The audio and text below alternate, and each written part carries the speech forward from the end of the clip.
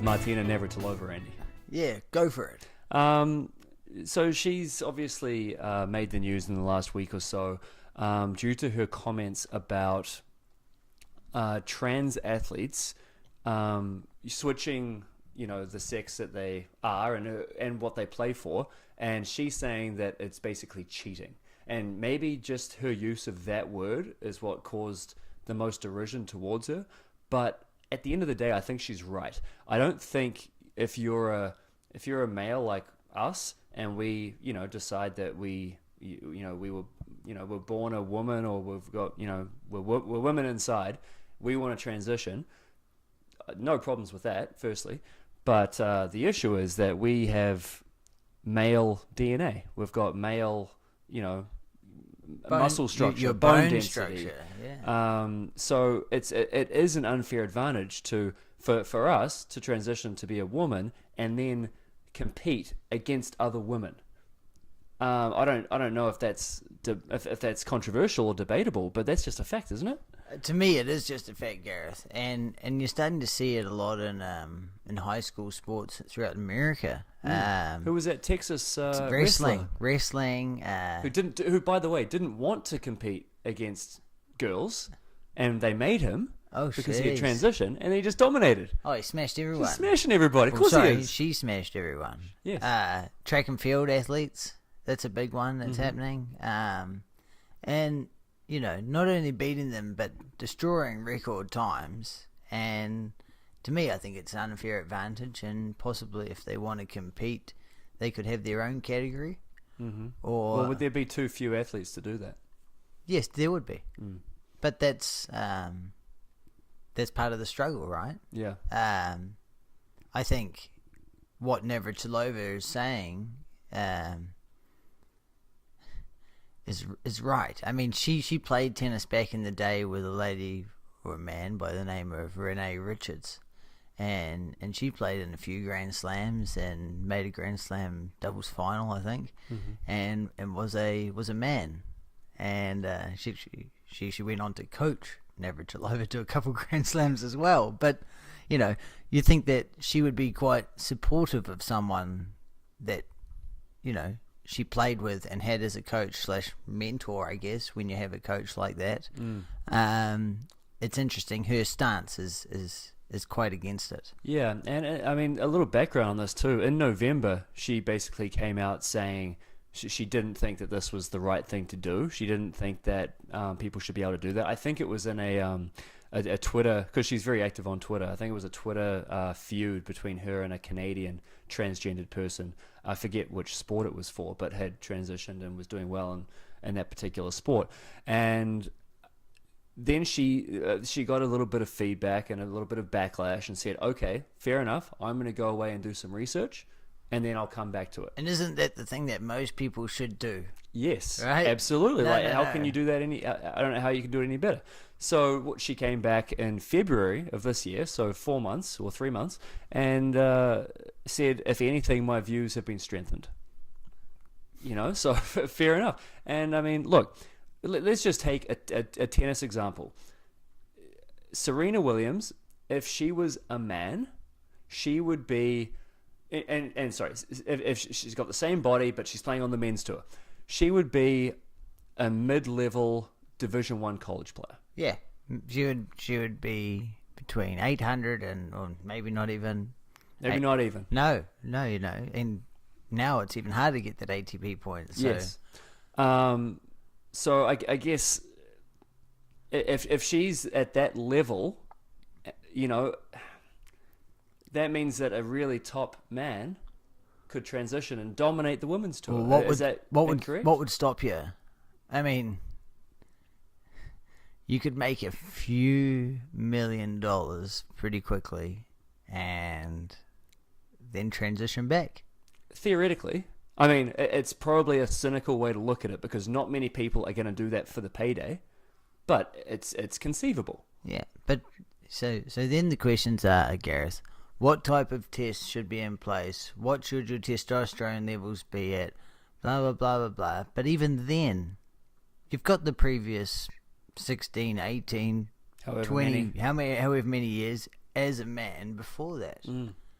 It's, If you're Bruce Jenner, it's, 70 years? Yeah. Or whatever, however old he is. She is. we're just lucky he's not out there competing. Sorry, Caitlyn Jenner. My apologies.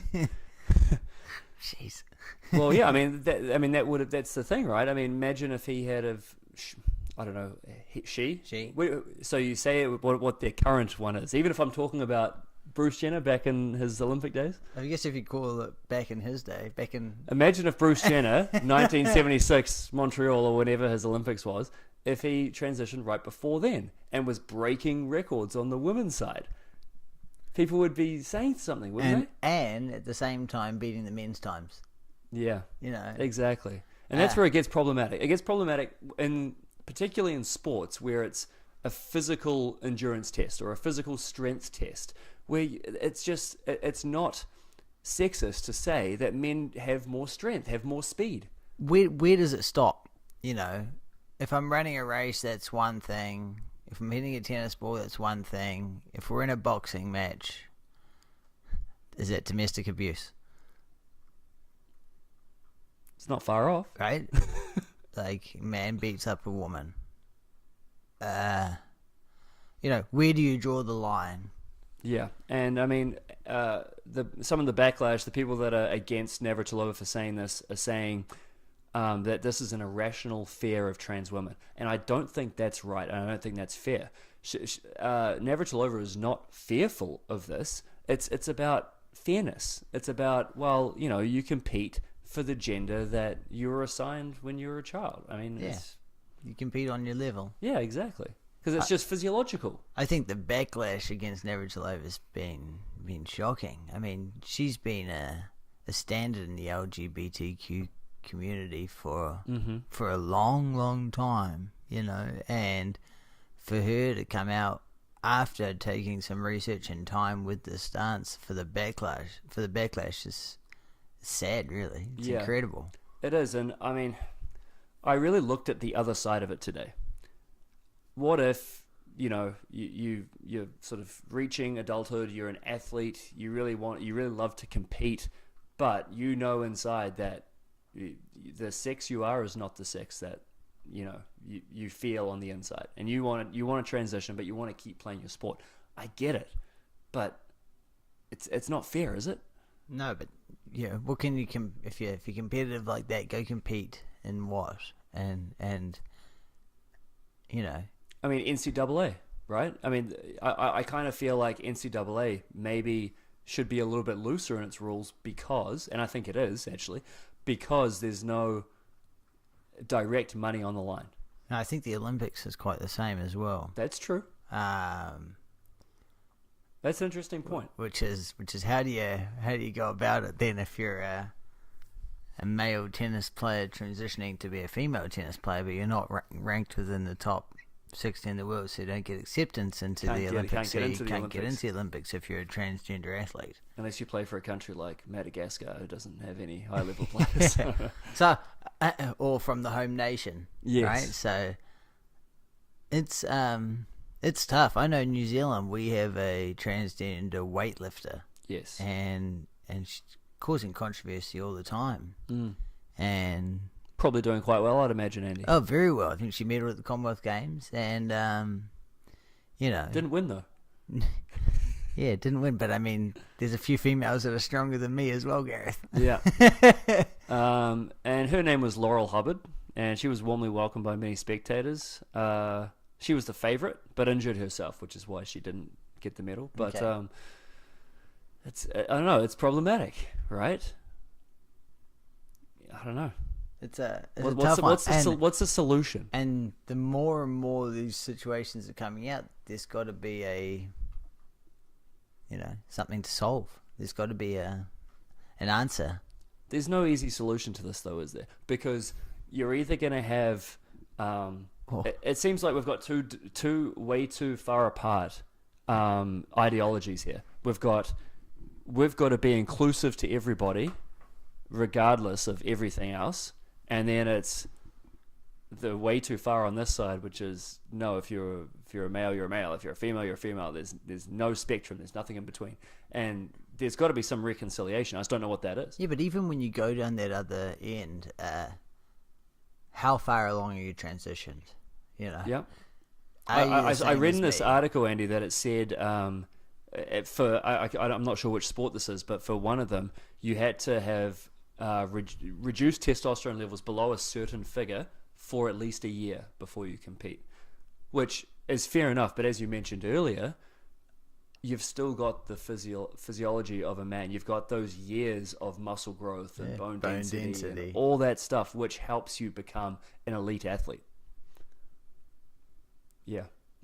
It's a tough one, right? It's a tough topic. It's a tough one, but I guess just my closing word is that Martina, I fully support your comments, and I think you went about things the right way.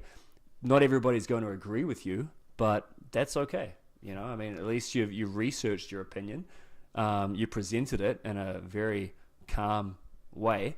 Perhaps don't use the word cheating in the future, but it is what it is, right? Backlash is always going to be there in society nowadays, right? Yes. And, against someone that's done so much for that community, it's amazing how quickly they turn their back on it. That happens to a lot of people, but hopefully it won't stick to Navratilova for too long. Yeah. All right, shall we talk about some tennis? That's all right. Let's talk about it. So the big news for me this week, Andy, was young Canadian, 18-year-old Felix Auger-Aliassime made the final of Rio. What a week. Woo! We've been questioning why is he playing all these clay court events. And I'm going to have to own that, Andy, because I said, I don't know why he is playing this event. Why is he not in Marseille or Delray Beach playing 250 on hardcore, which seems to be his better surface? Why do you listen to me? I don't know anything. Last week I mentioned, if he makes this, a couple of wins, he gets a few points. He makes the final, 300 points. It's better than winning Delray. Yep, that's right. Now he's top 100. Moved from, I believe, just outside the top 100 to 59. Is wow. that right? Yeah, I think so. Yeah. So pretty impressive. It's a big step up, and I think the quality of players that he beat this week, including Cuevas on clay, Fognini on clay. Who he's got first round this week. Yeah, surprise. Yeah. and I think he's underdog for that again. Yeah. I think those are confidence builders and something for the future. I do think he needs to play a few more hardcourt events. I think that's where he needs to build a little bit. But look, I guess we're getting into the clay court swing now. I mean, it's coming. I mean, you've got for the next few weeks, if he's, and he should be in Indian Wells, Miami. Yep. That's it. Just depends when depends the cutoff was. And I mean, he could get a wild card. He's been getting wild cards the last 3 or 4 weeks, right? True. But I also think that scheduling is quite important for a young kid like that. He's played the last 3 or 4 weeks down there in South America. Yep. You're then going to fly back to America and play 2 hardcore events and then fly off to Europe and then play the 500s and the 1000s over there. When do you stop? Yeah. And I think this is maybe a week or 2 after this, he might take off one. Yeah, I haven't heard if he's withdrawn from this event, but it wouldn't surprise me. No. I'd be shocked if he turned around and just grinded through another clay court event right after getting to the final. I mean, man, but to make a final, your first ever ATP final on clay away from home, good on you. Yeah. Who was the guy he lost to? Leslie Dare. Didn't lose a set all week until, gets to the, he beat team first round in straight sets. It's impressive. Yeah, on clay. I always think when I saw that game and that result, I thought, geez, what's going on with team? But I guess Laszlo's just stepped it up for the week. Well, both of those players went through, It's and even Schwartzman, we said that him and team had a big one the week before, and both losing early. Shocked. Yep. The other 250 events this week, Andy, were Delray Beach and Marseille. We had Radu Albot came out of nowhere and took that title in Delray Beach. And Tsitsipas went through the draw pretty convincingly. I don't think he lost a set in Marseille. No. Well, Delray Beach, it was impressive to see Delpo come back. Yes. Played a couple matches and then went down to Mackenzie McDonald. Dan Evans, he's almost been back a full year now since his cocaine suspension. And he's back. He's back, right? Coming out of qualifying, making the final of an ATP 250. He's had a solid beginning of the year. Just watch out for him. Why is cocaine banned? Is it because it's illegal? Don't know, but you're not often seeing. Well, I've never seen a player go ahead and take a line while they're playing a tennis So match. it's not performance enhancing. Oh, it'd be the opposite, It's right? just recreational, you know? So, I mean, I get it because it's illegal, but isn't the fact that it's illegal enough? I don't know. It's tough, right? Yeah. But for him, the way that he took his suspension, the way that he's come back from his suspension, it's all very positive, and I think it's upstanding. Yeah, good on him. Yep. Looking forward to this week, we've got, and this is what I'm most excited about. Hang on. I picked Chapo last week to do well. Yeah, it was poor. Unbelievable. But did lose to Kushkin. Kushkin got all the way to the final. Yeah. But it's again 4-6, 6-4, something like that. But it's often a scoreline he's losing by, and that's got to change around for him. What I've noticed with him is that he'll play really, really well, but then just switch off for a couple of games, and that's enough. Yeah, it's enough against these people. You can't turn it off for a game or two against the best. You get broken. That's it. That's it. Federer's returning in Dubai. He's second seed behind Nishikori. Yeah. But I expect him to be in good form and playing well. I expect. Yeah, what a draw. I mean, a lot of the players are leaving Marseille and going there. Got Kushkin and the likes. Be interesting to see how many of them actually do play after making the final. Yeah, true. I think there's a really tough first round in there for Karen Khachanov and Basilashvili. That's your boy. They're playing today. Oh, I don't know. I have no idea who's going to win that game. Yeah, Khachanov's been struggling between the Aussie Open now. He has, but I mean, he's probably slightly higher level than Basilashvili, but Basilashvili's been playing really well, and Khachanov has not. So, if you're flipping the coin, I'd take Basilashvili. Ooh, there we go. It's underdog odds, people. Take that. And I'm gonna double down on Medvedev and say he's gonna have a very strong run this week. Oh yes, I agree. I think he's got a draw. Yeah, he does. I mean, apart from the likes of Federer and Nishikori, who are standouts, I think Medvedev's got a shot. Yeah. Yeah. We've also got Acapulco coming up. Well, who do you like there?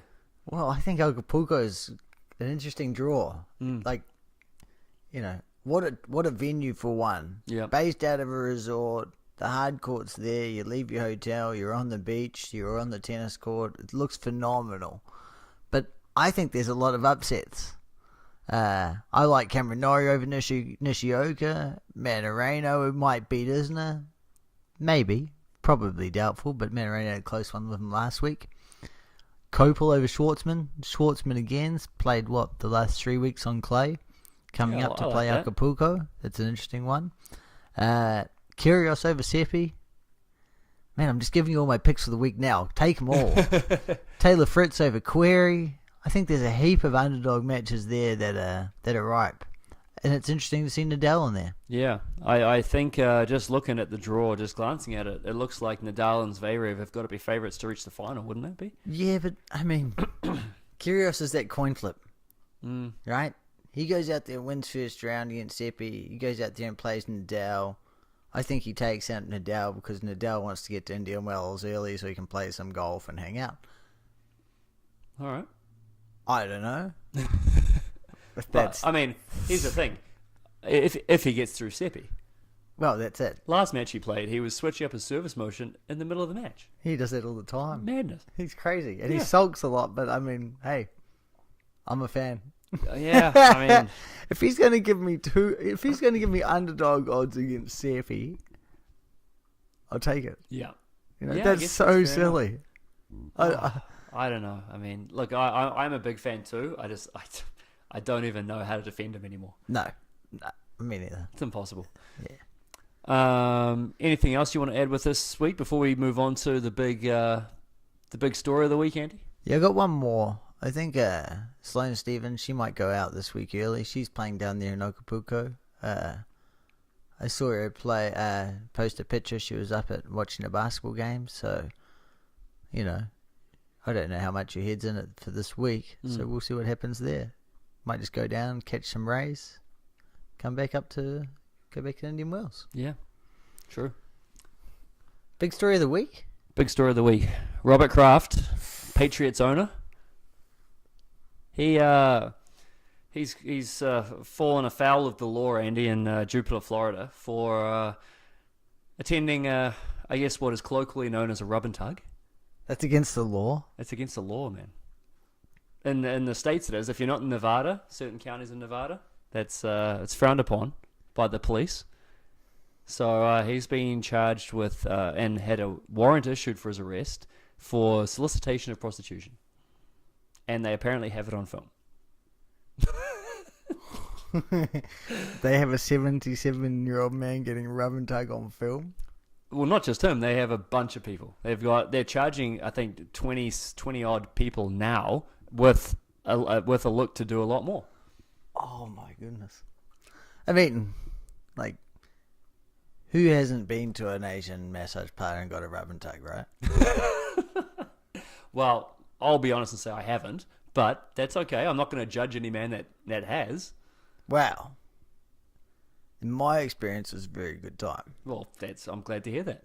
Okay, we'll leave that there for the younger viewers. No details? No. But yeah, I thoroughly enjoyed myself. What did come out in the TMZ article that I read about it was that there was no, I guess what you'd call no sex. It was all hand and mouth yeah. stuff. So they would go, these men would go in. They would pay by cash, usually some credit card, and they would be taken to a back room. They had cameras set up in this back room, and they've got it all going. I think just the interesting bit is it's in a strip mall or in a mall, and Robert Kraft is a billionaire. Yep. What's he walking into a mall and getting a hand job for? Well, where are you supposed to walk into to get a hand job? I don't know, man, but you got $6 billion. You can, I'm sure you can find a way. Yeah, it's probably true. I don't know. Right? Maybe it's the place to go. I don't know. Yeah, well, that's it, right? It's Tiger Woods' hometown. Maybe he's the mastermind. They're saying that there's more people on this list that they're going to get a hold of. Mm. What I'm waiting for is who are these people on the list that are as important as Bob Kraft or more important or more famous? And when are these videos coming out, TMZ? Let's get a hold of them. Like, come on, you guys are quick with everything. Like, if anybody can get it, TMZ Sports is going to get it. This has been days. Yeah. I mean, like, come on, what are you doing? I don't need to see the lot, but just him going in and out is hilarious enough. Just an aside, why is this even illegal? Well, that's it. Who cares? I mean, we come from New Zealand. It is certainly not illegal in Australia and New Zealand. The illegal part of going in and getting what he wants done shouldn't be illegal. But the side part of this story is the ladies were living on site. You know, so it's the human trafficking element. Definitely. That's obviously that's terrible. But if this was a kind of place where women, you know, lived at their own houses and were happy to go and work there and chose that as a career and all that stuff, that's fine. I'm trying to save so many drugs and being very good. But oh, look, we're 25 minutes into the podcast. No one's still listening. You say what you want now. Your point is right. Like, why is it illegal? Why can't I go and do that? As long as I guarantee that everything is clean. Mm-hmm. That's probably the bits that aren't guaranteed when you go to a place like that. That's called a massage parlor. Yeah. I mean, this just seems like an opportunity to public shame. It is. You know? So somebody's too big, somebody's won too many Super Bowls, and let's cut him down a little bit. Well, I mean, he's just going in there to celebrate, right? Like, you know, week 2 after Super Bowl, here we go. But yep. I think the public shaming through the police has been very sad. Mm-hmm. Like, man, the guy is 70 years old. They didn't go out there and name everyone on the list. And I'm sure there's access to it. Yep. But... And that they never post... when things like this happen, they post the worst image of Robert Kraft that they could find. They don't post, like, him in a suit, like, holding the Super Bowl or anything like that. It's like him caught off guard on the street, like wearing a t-shirt. Like they run up to him and what do you think about these allegations? It's just it's gross. It is. What they do to people who partake in this stuff. It's terrible. And look, again, if the trafficking element is true, then that's horrible, obviously, and something needs to be sorted out about it. But they're not going in and liberating these women. That's not the focus of the story. Hey, he's going in, he's getting rubbed, and he's getting off, and he's getting out. Yeah, I think that's part of the thing with that. There's no attachment.